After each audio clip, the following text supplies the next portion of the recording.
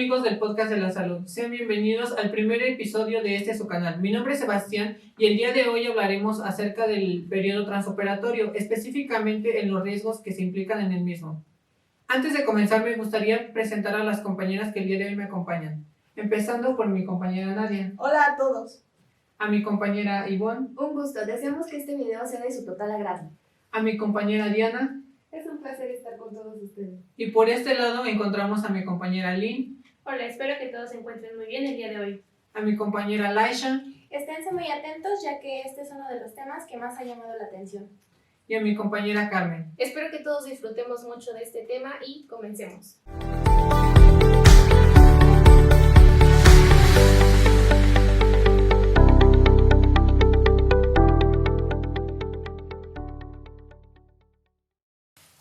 El día de hoy hablaremos acerca del periodo transoperatorio y bueno, me gustaría que todos estuviéramos en el mismo contexto. Para ello, el periodo transoperatorio es el tiempo en el cual transcurre el acto quirúrgico y en este se llevan a cabo cuidados y controles con la finalidad de mantener al paciente en un estado de equilibrio y en todas sus constantes fisiológicas, o como en términos médicos se conoce como homeostasis. Bien, Sebas, antes de profundizar en el tema, me gustaría comentarles a todos una definición que ha tomado forma con el paso de los años y se le conoce al riesgo quirúrgico como la expresión global que abarca el peligro que va a correr el paciente a intervenirse. Y no solo el acto quirúrgico, sino también la anestesia, el lugar en el que se encuentra, el lugar en el que se va a actuar y el ambiente que se tenga durante el acto quirúrgico. Bueno, pues muchas gracias por tu intervención. Me gustaría que, bueno, como es de conocerse, bueno, al menos entre nosotros, se sabe que hay dos tipos de sistemas transoperatorios y me gustaría que alguno de ustedes que están aquí presentes los pudiera compartir con la audiencia. Sí, claro que sí, Sebastián. Mira, pues sí, esto hace referencia a todo lo que utiliza como términos un cirujano. Y pues bien, hay dos grandes sistemas que se clasifican en dos. El primero es el CBR, el que significa control de bajo riesgo, y el segundo es CAR, que bien es un poco, pues no común su denominación, pero significa control de alto riesgo. Y pues estos dos van a ir como más enfocados a la intervención quirúrgica del paciente. Muy interesante tu respuesta. Por otro lado, se encuentran las complicaciones transoperatorias, que con base a las condiciones clínicas del enfermo durante la intervención, se lleva a cabo la evaluación de los controles antes mencionados, que esto nos va a permitir que pues, nuestro paciente se atienda de manera oportuna para que las complicaciones transoperatorias se puedan detectar a tiempo y se puedan atender para que el daño no progrese y el daño no sea totalmente irreversible. Bueno, y en todo esto, ¿cuáles son las principales complicaciones que se llevan a dar dentro del área de quirófano? Permíteme explicarte algo y retomando lo que dijo la compañera Diana. Sabemos que nuestro cuerpo necesita el oxígeno para que las células cumplan sus funciones. En este caso te voy a hablar acerca de la hipoxia tisular. Esto quiere decir que cuando el oxígeno no está bien distribuido, al cuerpo no va a cumplir sus funciones fisiológicas, pero estas causas se deben a dos. Uno, primero, es la disfunción respiratoria. Hasta este punto el paciente no va a poder respirar por sí mismo, porque los pulmones ya tienen un daño, es decir, el oxígeno no va a llegar hacia la sangre. Y la segunda causa es la disfunción hemodinámica. Esta es causada por los estados de choque. Aquí te voy a hablar acerca de los estados de choque. Yo creo que nosotros hemos escuchado en algunas ocasiones que dicen, es que el paciente entró en choque o le dio un choque. Sí, de hecho, uno de mis familiares murió por un choque séptico, me parece. Pues mira, uno de los primeros choques es el cardiogénico. Aquí el corazón ya no tiene la capacidad para bombear el oxígeno ni la sangre hacia el cerebro ni los órganos vitales. Aquí se puede dar por un infarto agudo al miocardio, por arritmias. Otro tipo de choque es el hipovolémico. En este tipo de choque el volumen de sangre se va a disminuir. A lo mejor el paciente tuvo una hemorragia porque está ahí en la cirugía por algún accidente, o a lo mejor en la misma cirugía fue la pérdida de sangre. Y también se puede dar por la pérdida de líquidos y electrolitos. Otro tipo de choque es el microvasógeno. Es donde va a entrar el choque que tú me comentas que le dio a tu familia, porque ahí entra el choque séptico y el choque anafiláctico.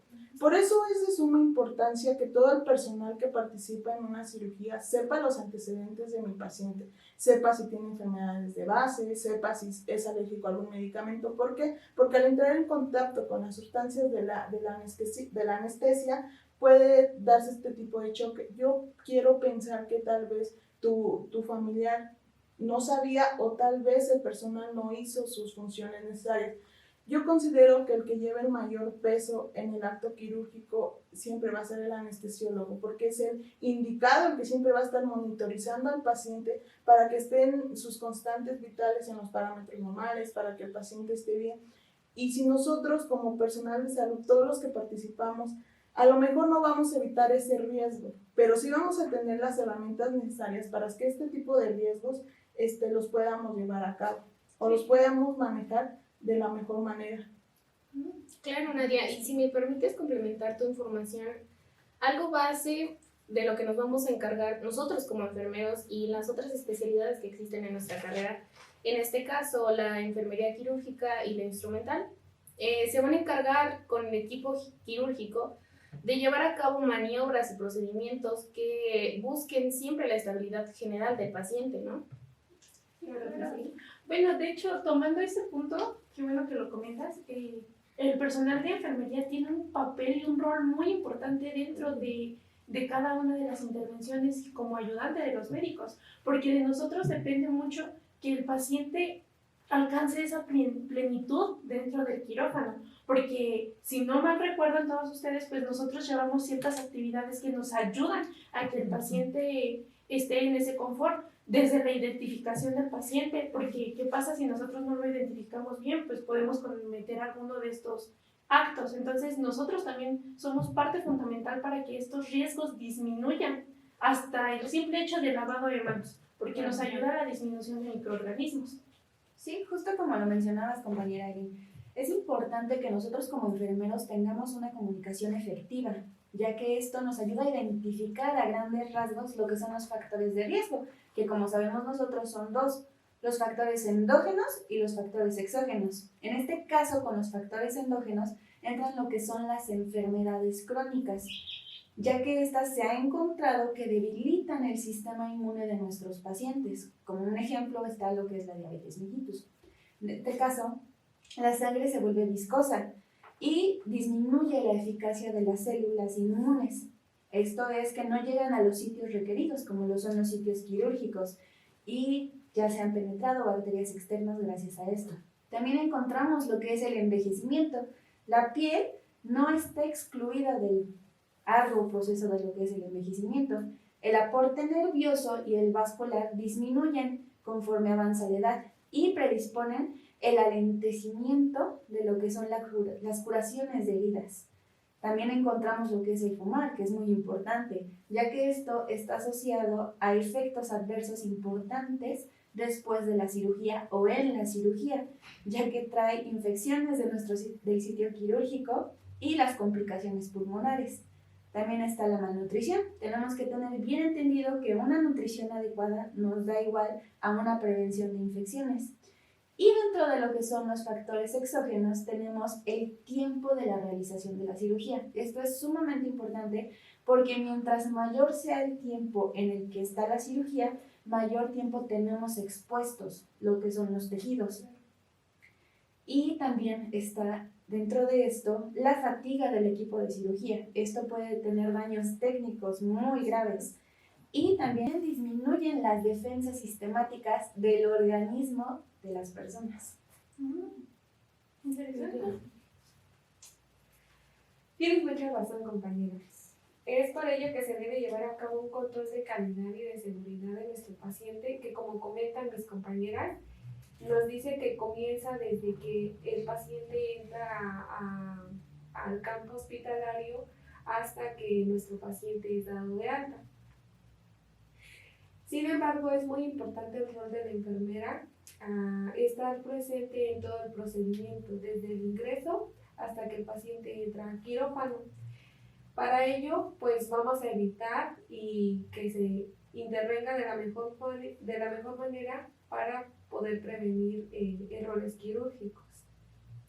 Exactamente, compañera. Pues sí, es muy importante que nosotros estemos en un monitoreo constante con nuestros pacientes, ya que de esta manera, aparte de preservar su seguridad, vamos a poder cumplir nosotros como enfermeros nuestra gran meta, que es salvaguardar su vida. Desde luego, retomando lo que han dicho mis compañeras, pues sí existen diferentes medidas preventivas, ¿no?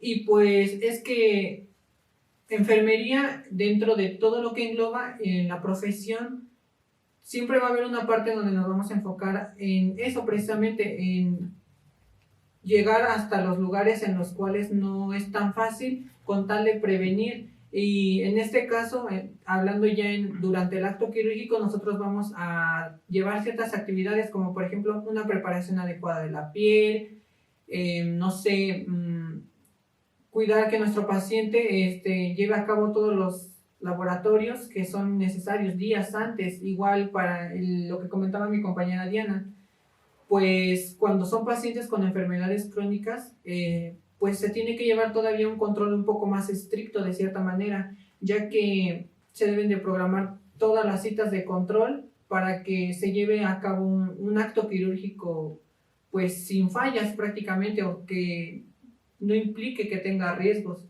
Entonces es necesario llevar a cabo todas las actividades que ya nos han mencionado, cuidar todo el ambiente y el entorno de nuestro paciente, desde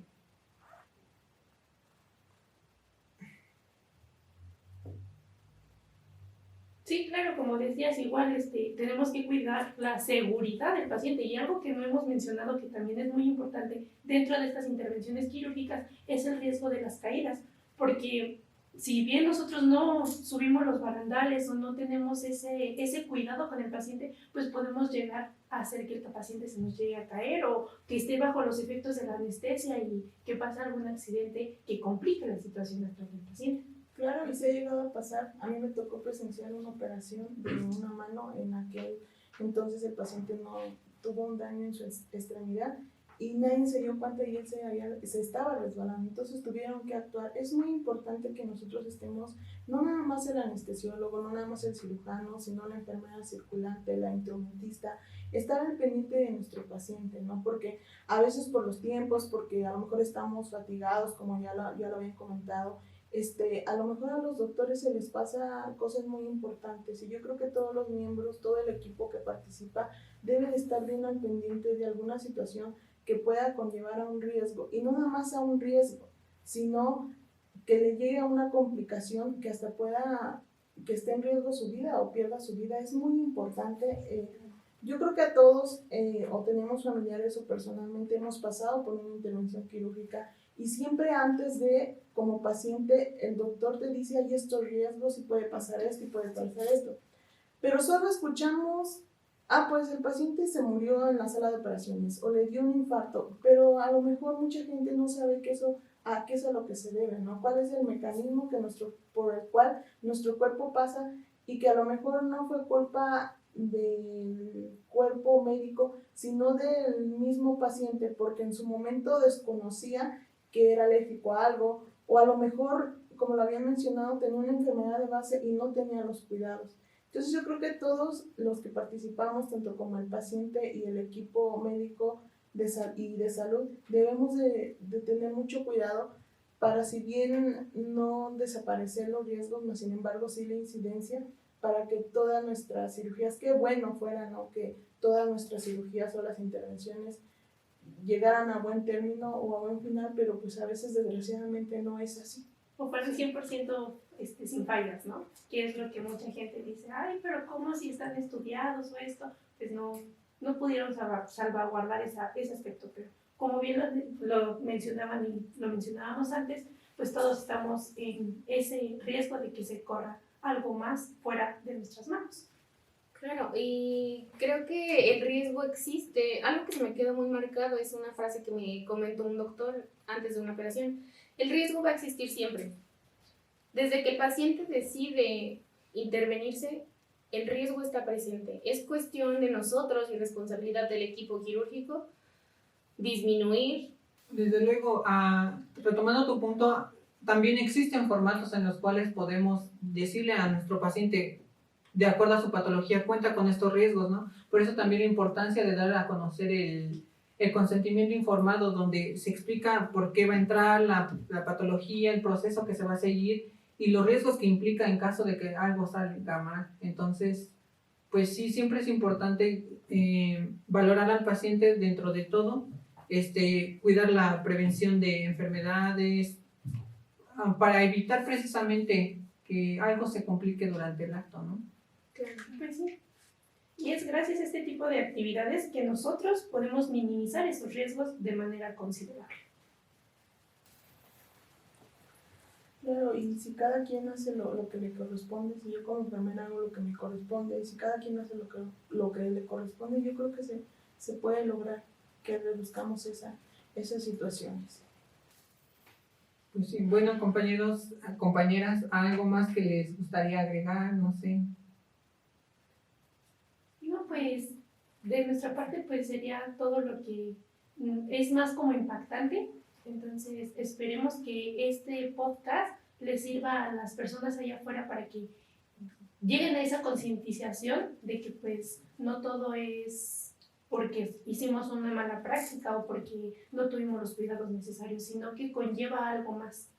Claro, y que como familiar o como paciente, antes de que yo entre a una cirugía, debo de preguntar, debo de indagar, debo decir qué me va a pasar, en qué riesgo estoy, y que nosotros, los que estamos del otro lado, los de bata blanca, como a veces nos dicen, no tenemos toda la culpa, que debemos de ser muy cuidadosos en lo que nos va a decir el doctor, en las indicaciones, porque a veces nosotros mismos no acatamos indicaciones y eso puede también generar un riesgo, que es de suma importancia que ellos pongan atención en las indicaciones que se les están dando y que si les están haciendo un cuestionamiento o un interrogatorio de si tienen alguna situación de alergias o de enfermedades, no es para juzgar, sino para saber ante qué paciente nos estamos enfrentando. Claro, totalmente de acuerdo. Espero que este tema haya sido de su agrado y les haya gustado tanto como a nosotros. Gracias. Gracias por sintonizarnos en este primer episodio. Me gustaría darle las gracias por estar aquí y me gustaría que no se perdieran el segundo episodio, en el cual se hablará de adicciones con un enfoque basado en tipos de adicciones, si se genera un cáncer o qué afecciones tiene una persona al introducirse a este mundo de adicción. Sí, claro. Gracias. Gracias.